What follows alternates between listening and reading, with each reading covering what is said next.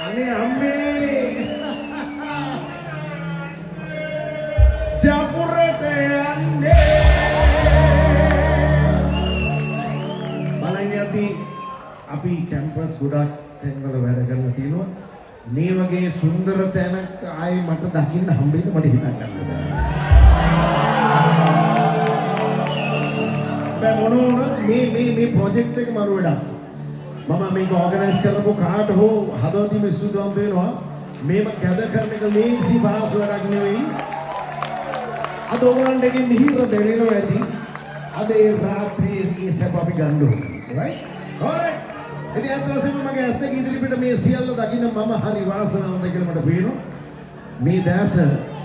මෙතරම් පින්වන්තද කියලා මට පේනවා ඉතින් අද දවසේම හිතේ හිර කරගෙන ඉන්න බැරි මේ සතුට එළියට දාන්න මට හිතෙනවා මෙන්න මේ දෙන්න පුතා කොණ්ඩේ පැණි කුමඩු